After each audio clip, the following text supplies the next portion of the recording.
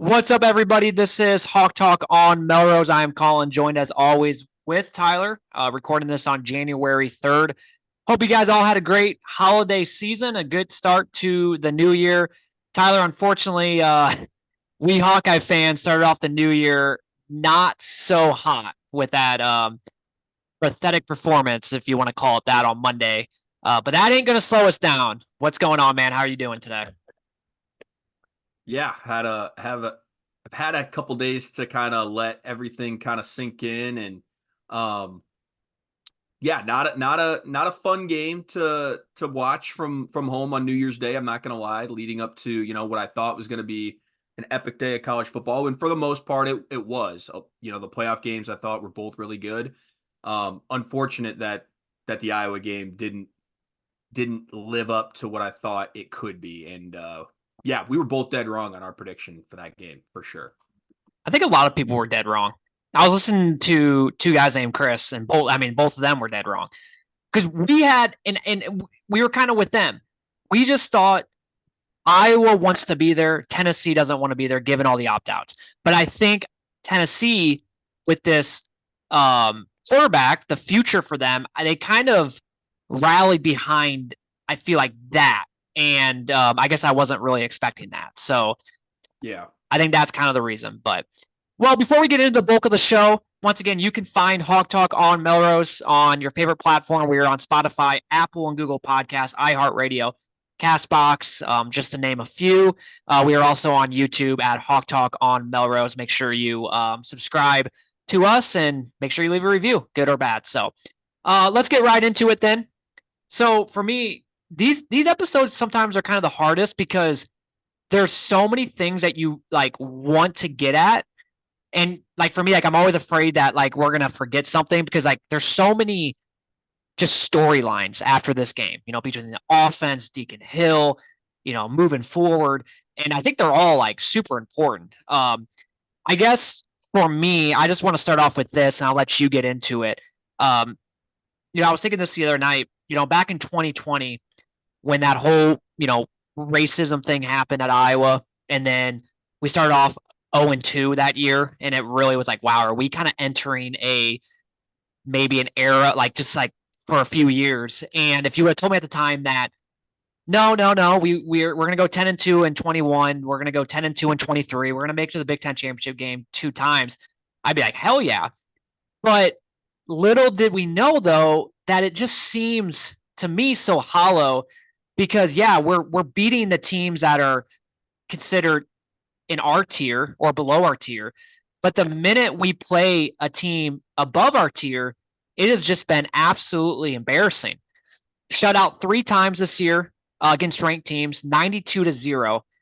And before this year, we haven't been shut out since I was 4 years old, 2000, which was the second year under Kirk. That was the last time we got shut out in a game. This year it happened 3 times. Dating back to the Big Ten championship game in 21, we lost 7 straight ranked teams against ranked teams. We were outscored 235-44. We haven't scored a touchdown or any scoring in the fourth quarter since the fourth quarter of the Michigan game in 2022, which was last year, which was October 1st. So it wasn't like it was like the last game of the season. It was October 1st. And then our last 4 games versus ranked teams, 0 touchdowns, 562 total yards, 16 turnovers, didn't crack over 200 yards, outscored 146-10, 8 for 52 on third down, like all those things.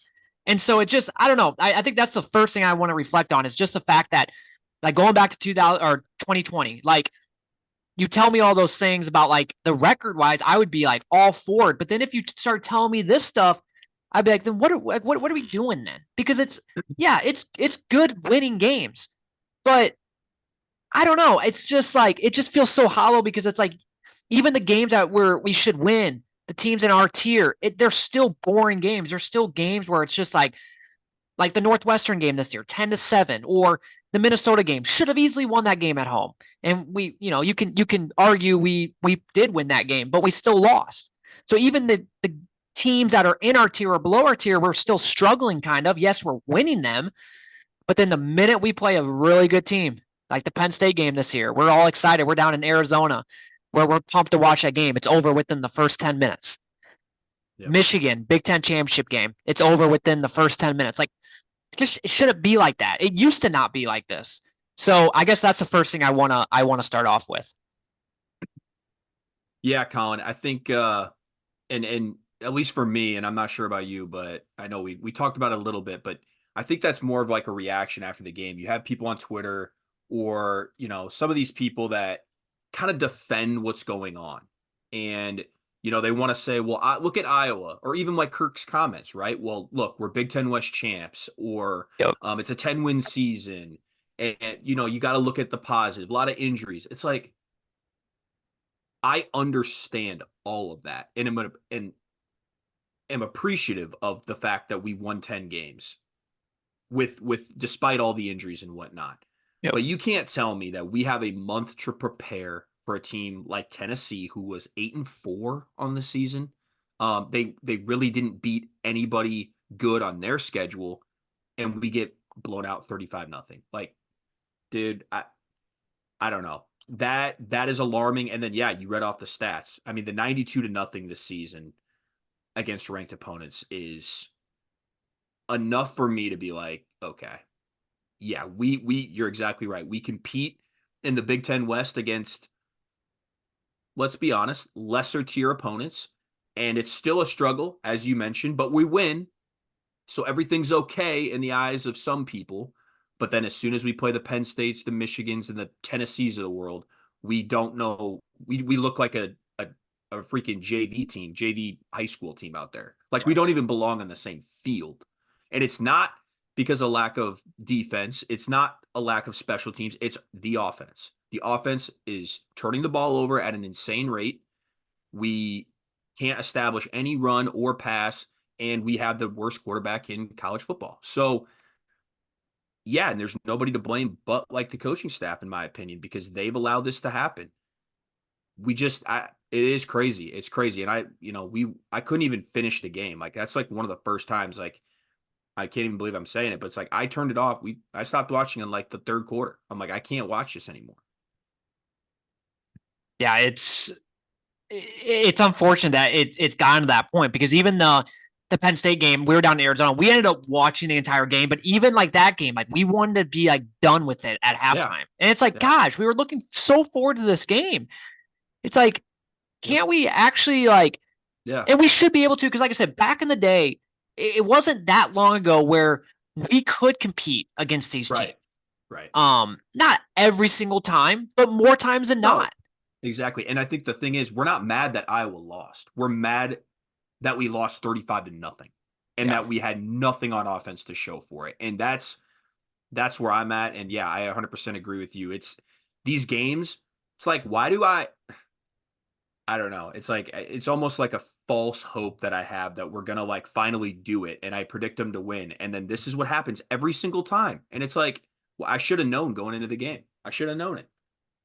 My biggest thing is the fact that Tennessee was without 24 players, and it still looked like that. Like, that should not happen. Okay. I made real quick. I made the comment. It's like, you never know that Tennessee was the team that had 24 opt-outs. You would have thought by the final score it was Iowa, and so that's really alarming too. Yep, you're 100% right.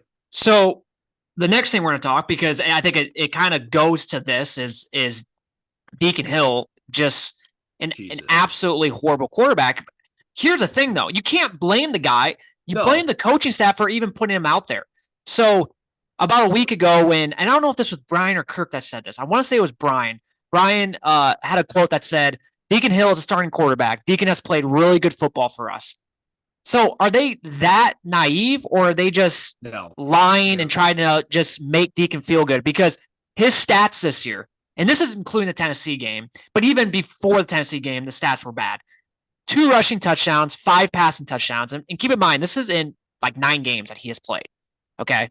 7 interceptions, 11 fumbles, 24 sacks, 48% completion percentage. What's the goal again for completion percentage? What was it again? 60. Yep, 60. Yeah, 60. Right? Yeah, like, and maybe a little bit more than 60%. I mean, it seems like for Iowa, it's about 60%, and 48% is god awful. And then 80 total yards per game. Average. And then he went on to say Deacon has led this football team to a lot of wins. No, he hasn't. Not Deacon. It was definitely the defense and special teams. Deacon had nothing to do with the 10-win season. Absolutely nothing. It was all the defense. It was all the special teams. He had nothing to do. Okay. The only thing that you could maybe make an argument is the Michigan State game, the first game that he legitimately played in, he actually didn't play that bad. And I still think it's because he was thrown in there.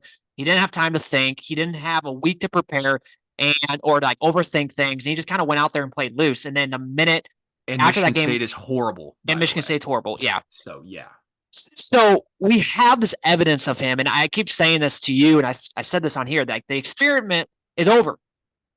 The thesis should have been has been stated. He is not a good quarterback, and yet we trot him out there. Yeah. When Marco should have been the quarterback going into this game, because at the end of the day, who is more of a future quarterback for us? It's Marco, right? Like, he's the future potentially. So why not play him? We've already seen what Deacon has done. Now, if Deacon, like, let's say Cade played this entire season. Let's say Cade got hurt like the Nebraska game. Okay, well, yeah, then I could see where maybe, because it's only been 1 or 2 games, like, yeah, okay, whatever. Put Deacon out there. It's 9 games. Like, we have seen what he has done. And the question that I have is, what does Deacon Hill do good at? Like, can you name one thing that he does good at? Nope. Literally nothing. Because he can't move. He's not mobile. He gets sacked instantaneously if there's pressure. He's not accurate. He'll overthrow balls. He'll underthrow balls, and he turns it over. So he's a turnover machine. Like, that's it. Bare minimum to play quarterback at Iowa, because our offense is so bad. You just can't turn the ball over, and it's not even like interceptions. He fumbles every game. You read the stats. It's wild, Collin. 11 fumbles. Bad. He's so bad. How many games did he start? 7, 8? He's played in 9 games. 9 games, and he's fumbled 11 times. That's insane. It's insane. So, at least with Petrus, and he wasn't very good, but with Petrus, he was at least a game manager for the most part. Even though towards the back end of his career, he started kind of turning the ball over a lot more than what he was at the beginning. But he was definitely a game manager. He didn't turn the ball over that much. I mean, Deacon, it's wild to me, because this same coaching staff that saw a kicker in the Nebraska game struggle, and they bring out a kicker that's never kicked for the game-winning field goal. They brought in someone. They do that stuff. Or you see a running back that fumbles or something, they get in the doghouse, they don't play the rest of the game, or they might not play the next game in general.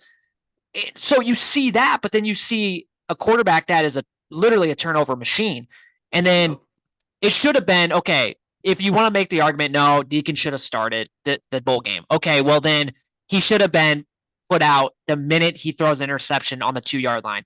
Because you can make the case that if we would have scored there, we probably still would have lost. But if we would have scored there, you get up 7-0, things are different. Yep. But no, you throw an interception on a drive that you're actually moving the ball. Iowa struggles to move the ball. We actually finally moved the ball a little bit on that drive.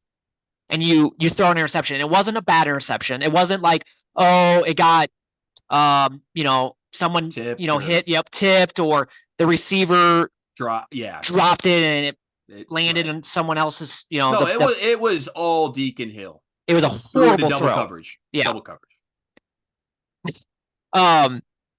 So with Marco, you can make the case, well, he didn't look good throwing the ball in the fourth quarter.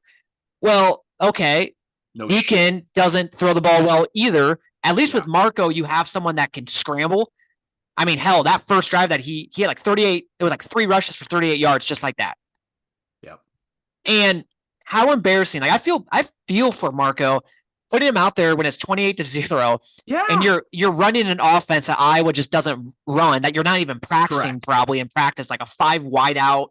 And you're throwing him out there in that situation. It's like, are you kidding me? He should have been out there, like I said, right after that interception, if not when it got down to 14-0.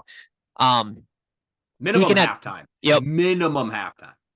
And you can make the case no, I'm not even saying make the case. It is.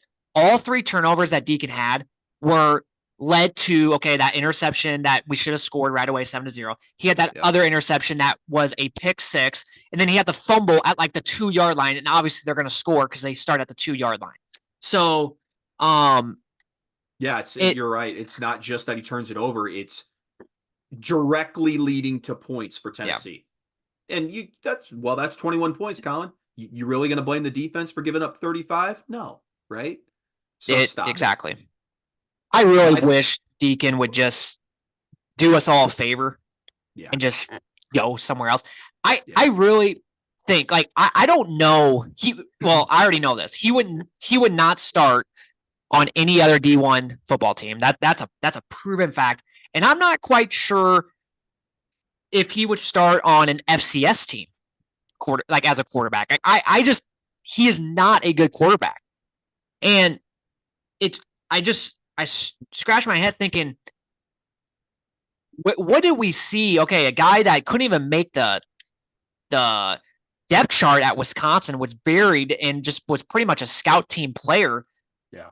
And then he's going off to Fordham, which just shows you that he's not a D1 quarterback. What made us think like, hey, let's bring him in? Let's see. He seems like a high character guy.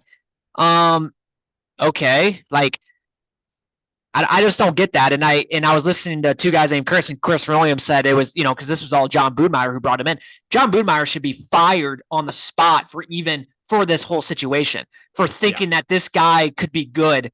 And it's like, well, your judgment is really poor. Like, clearly. So I just don't get it. And, I don't get why we kept riding with the dude when you have a guy in Marco who's a freshman. Yes, he's going to make mistakes too. Yes, he's probably not going to be very good. But, man, like, the season's kind of, with all these injuries, are kind of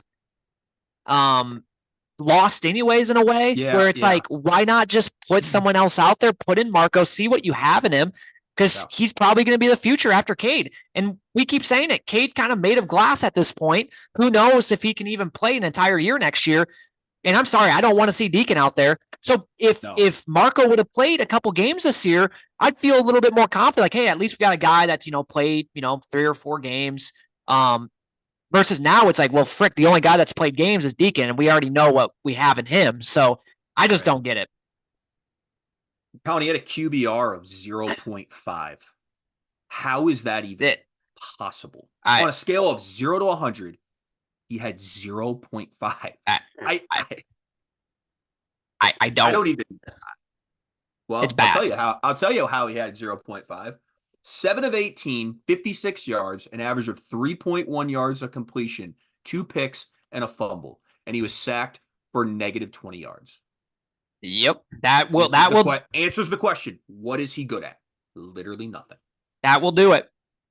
And you brought up a really good point, Collin, and you said this to me after the game, and you just talked about it. Kirk's really, fine with pulling a starting kicker all year in the last game of the season for a freshman that's never kicked a game in game action, let alone on the road in a hostile environment like Nebraska. Hey, he can pull him and let the other kicker make the game-winning field goal.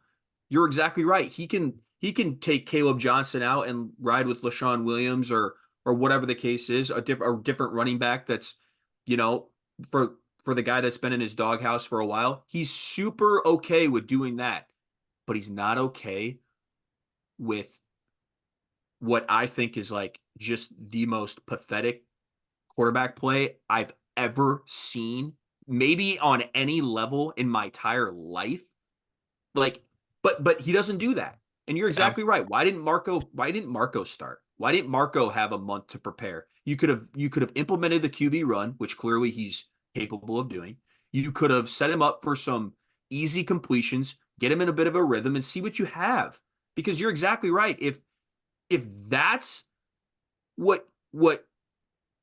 if that is, I don't even know how to say it. Like, you had a month to prepare, and that's what we came out and did against Tennessee. Like, that to me is questionable from Deacon Hill to every offensive coach and including even like Kirk Ferentz. Like, I just think that is, and you texted, it's like coaching malpractice to keep him out there continuing to do this. The guy is not good. And you almost felt bad for him because he knows he's not good. He has zero confidence and kept trotting him out there, and it just got worse and worse. And like, but hey, 10-win season, man. Yep. Right? I encourage fans to take a step back. 10-win season, West Division champs. Congrats. Whatever. Yeah. Worst division in Power 5. So congrats on that. All right, Kirk. I can't wait for you to say that next year when there's 0 divisions in the Big Ten, along with the added 4 teams that, oh, by the way, Washington's in the national championship right now. I know they're going to lose some guys, but you can't tell me that they're not going to be good next year. So, okay. And then to take a step further with all this, I'm kind of glad how this is transitioning, because the offense, there was a quote that Kirk said, and it said something about offense is pretty complicated. ... Said some more things, and he's like, it's a team effort. What? The question that I have is, why do we have to overcomplicate the offense so much? Like, it just seems like I hear that word all the time with Iowa's offense. It's complicated. What is complicated about it? It takes years to learn it. And I just don't think you have to make it as complicated as they try to make it seem, because I've said this so many times. You cannot tell me that that I guarantee you there are teams out there in D1 that have lesser talent or maybe equal talent to us. And they're putting up yards, they're putting up points. So why can't Iowa do it? Like, it makes zero sense. And I just, I think like there's obviously a lot of answers or a lot of, reasons why. And then I look at the passing chart, and this is one of the reasons. I mean, I look at the passing chart. We had 0 throws, 20 plus yards on Monday. Okay, once again, this, you can make it as you want with a bowl game. It doesn't matter. Does it not matter? Is it a glorified scrimmage? I mean, I don't know. There are some people that love bowl games. There are some people that's like, it doesn't matter. For me, like, I wanted to win. I wanted to get to 11 wins, beat an SEC team. But at the end of the day, it's like, it is what it is. So why are you not at least a couple times throwing the ball downfield? I mean, 20 yards not even that much. I mean, when you're thinking like throwing the ball downfield, people think like you're taking 40, 50-yard bombs. Like, yeah, I would still like that at least once or twice a game. But like 20, 30-yard completion down the field, vertical tacking down the field, middle of the field especially. We didn't throw it one time, 20 yards. So then what happens at that point? Well, teams know that. Teams are not going to respect that. So what are they going to do? They're going to bring the safeties up. They're going to bring the linebackers up. And then you wonder why we can't run the football. Because, I'm sorry too, I do not think our O-line is as bad as they are. But I think the reason why is because the defenses know what's coming. The defenses, they literally know what we're doing. And so how can our offensive line get better? Because I do think I think these offensive linemen, like, they're not bad players. The problem is just the defenses know exactly what's coming because we overcomplicate. We don't attack downfield. I just think it's so easy for defenses to play us. I mean, all you have to do is load the box, blitz the hell out of us because we don't have a mobile quarterback. We're not going to throw the ball downfield, so you don't need to worry about that. So it starts with there. It's like a blind spot for Kirk. Like, he just doesn't see this. I don't get it. How many times, Collin, on the broadcast did Brock Osweiler say Iowa needs to throw the ball, attack the freshman corner in Tennessee that's starting today in place of whoever opted out in front of him or was injured? How many times did he say it? 5, 6? Yeah, he said it a lot. And did we? No, obviously not. We didn't do it once. Well, how are we not attacking a freshman corner one time? We never game. Brown. I feel like we never exploit defenses for their weaknesses. I say that all the time on this show too.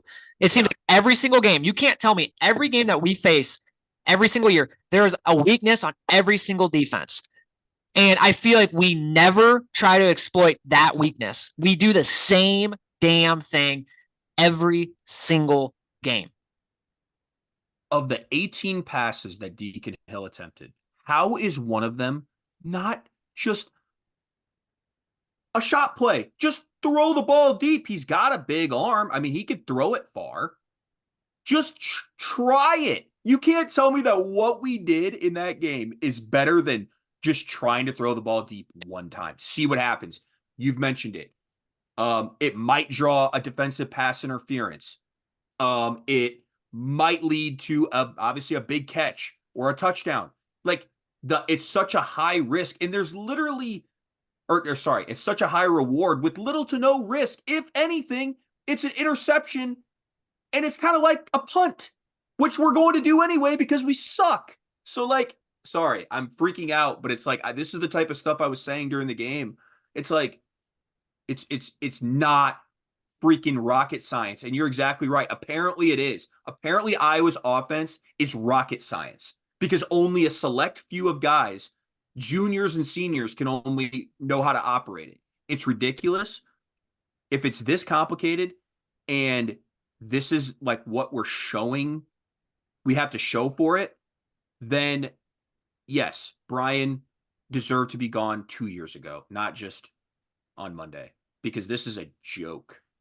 Like, and Kirk needs to come out and just give the reins to someone else and let them do their own offense because it clearly ain't working, bud. Yes. I wish, because I really think Kirk, he's so stubborn and he's never going to listen to fans, but I wish, you can't tell me that there's people that he respects. I wish like he would listen to them because I'm sure he probably even hears it from some of those guys like Kirk, like what's going on? Like, or giving him recommendations. I just don't get why. I mean, once again, blame it on the injuries, Collin. He blames it on the injuries. He does. He says if we're healthy, we have our guys that know how to run it, that have practiced it all off season. Kirk, injuries happen. Injuries happen often.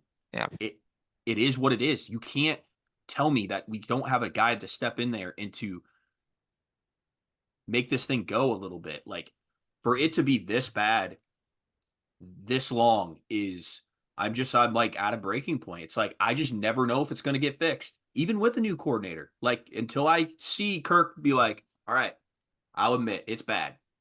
Do your thing. And, you could blame the injuries, whatever. Most teams, if quarterback is down, you bring in a backup. They're not as bad as Deacon. So that goes on you as a coaching staff for not being able to develop these quarterbacks.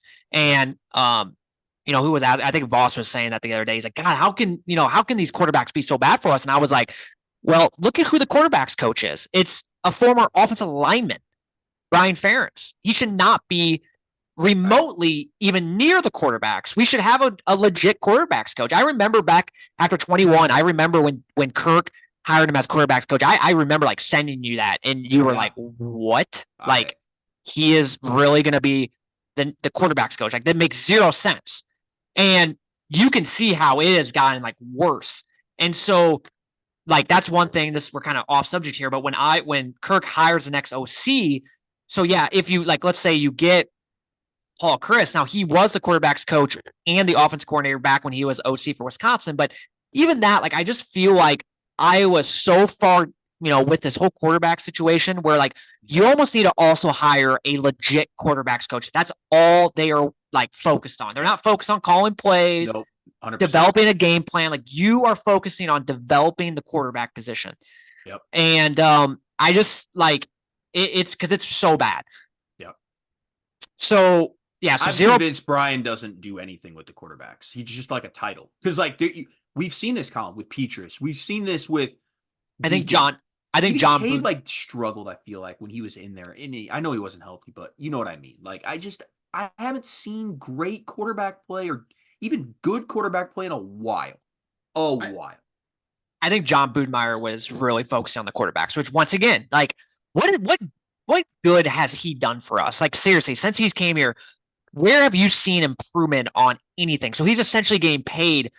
I don't know how much he's getting paid, but I'm sure he's getting paid a decent amount to do what exactly? Like that, like, there's so many questions on the offense side of the ball. And I keep saying this, like, how can we be so smart and so sound on the defensive side, and then it's complete opposite on the offensive side? And there's a lot more defensive players leaving or going to the draft than the offense. We're losing a lot of players on defense. I know we get them, like we got guys coming back next year. Yep. But you know what I mean? Like we lose Jack Campbell and Jay Higgins all of a sudden is the man. Like that goes to coaching. That's Phil Parker. We don't see that on the offensive side. We lose a wide receiver and oh man, this next guy he steps up. Or, just like that, for example. Like we lose a guy on offense, it's game over. We're terrible. Yeah. You don't see that from the defense. We don't have like backups that can really play a role, especially at the quarterback position for sure. And definitely maybe even offensive line. But yeah, I don't know. It's just, it's going to be interesting. Obviously with this being January 3rd, like you would think within the next 3 weeks, Kirk will have his offensive coordinator hired. And it's going to be very intriguing to see how much control Kirk will still have. And you'll know, I mean, like we'll know after next year if this is Kirk's offense. Like we obviously keep talking about, okay, and we have an idea that it is Kirk's offense. It's Kirk's way or the highway, but we'll definitely know 100% after next year. Like let's say we bring in Paul Chryst, because you'll know, because you've seen what Paul Chryst has done as OC at Wisconsin. He's, he was putting up 40 points per game. And so if he comes to Iowa and we're struggling and we're running like the same offense and we're at like 20 points per game, then that like, he is constrained on what he can do. So we're still running all the time, zone blocking, running scheme, and these routes that go for 3 yards, like these route concepts, these route trees. Like you'll know after one game. You'll know. Yep, exactly. You'll know. My thing is this, Collin, real quick, and I'm just going to say this. It's like 2 things can be true. You can appreciate what Kirk has done, and you can also admit that it's been freaking horrible the last. On the offensive side of the ball. On the offensive side. Yep. How many years? Yeah. No, I'm the same way. Like I love Kirk. I hope he stays. There was a part of me for a little bit there where I was like, I wouldn't mind, but it's like the more I think about it, I was like, no, I like Kirk. He's done like he's a great coach, and like I love Kirk, but I love him. But yes, 2 things can be true. It's like at the same time though, you have to admit, and people that are trying to defend it all, you have to admit that like at the end of the day, football is entertainment. And how are you being entertained? How is this good? I mean, scoring those 0 points. How can they sit there and defend any of that? 0 points, first ranked teams, 92-0. This isn't one game. This is 3 games, right? Exactly. It's a big sample size. It is. So it's just, So we'll end it on that. I guess one other piece of news came out today. Jamari Harris back. So that's another one down, I guess. So now that kind of leaves. Did we talk last time about Luke Lachey coming back too, or no? I know we talked about Jay Higgins. No, we didn't actually. So Luke Lachey coming back, which he was my number 1. Number 2. Number 2, but Deacon or not Deacon. Deacon. No, Deacon was definitely not my number. Cooper was Dejean was my number 1, and then Lachey, and then so he's coming back. So now it really leads up to Dejean, which to me I still feel like he's probably a goner. Sebastian, which hopefully he can stay. Nick Jackson, and then I'm trying to think, is there anyone else? Maybe some other just random guys, but so far we're essentially 3 for 3 so far. So that's awesome. So with Jamari, getting Jamari, like I just knowing that, like I think we talked about it. If Cooper does leave, at least you have some experience, a lot of experience left with Jamari Harris. I know he, hasn't been great at times. We nitpick just on him a little bit, but I do think that's a big piece at corner returning for sure. Yeah. Well, and if Cooper leaves too, I mean, how valuable, Deshaun Lee getting, the first 2 weeks of the season experience. And then obviously, he had to play this game, he had to play the Big Ten championship game. He had to play the Nebraska game, the Illinois game. So like, talk about a guy that's going to have a lot of experience. Yeah. So like, I think like if Cooper does leave, it's going to suck because you have a guy like that's so good, but at least we know that we have 2 guys that are capable. The problem is at the corner position, guys get hurt. Who's going to be the third guy? So that's going to be the question. So, but that will do it for this episode. I'm sure we'll be back. We'll probably do one maybe a week or 2. Definitely, when the minute they hire the next OC, we'll do one. Cooper Dejean's announcement. when some of those guys, I have a feeling that some of those they will get announced within the next couple of days. I would think, we're after the bowl game now. It's, Right. We're getting into the second week of January here soon. You would think these guys would make a decision. So, but yeah. So yeah, we'll do it for that. I mean, I guess we'll probably have one out maybe next week. But we'll just see. I mean, obviously with the off season, it's going to be a little bit different. We're not going to do one set schedule every single week. And obviously during the middle of the season, we're doing twice a week, but we probably won't do every single week, every month. Like it'll probably get to the point where it starts getting a little random, but we'll definitely be more consistent than we were. Yeah. And we can always, I think we talked about it. We can always talk, broader college football a little bit too. And talk a little bit of broader college football, and then also talk about like just some of the playoff games and even maybe the championship game next week too, if we decide to hop on. So doesn't have to just be about Iowa in the off season. We can branch out a little bit too. Those college football games on playoffs were great this year. I mean, you lived up to the hype. Overtime, Rose Bowl. I mean, nothing gets better than that. And then, you're kind of thinking like after that, it's like, God, will this second game live up to it? And it did. So I'm excited for the championship. It finally no SEC teams and 2 Big Ten teams. I mean, I know Washington's not a Big Ten team yet, but essentially they are. So it's kind of cool seeing that like that is cool. 2 teams, and then it's kind of cool seeing like we get to host Washington next year in Kinnick. So a team that's going to be in the Natty and potentially might win the Natty is going to be playing in Kinnick in about 7 months. So that's pretty cool to see. So, but well, that will do it for this episode. Thank you guys all for listening. Have a good rest of your week, and go Hawks.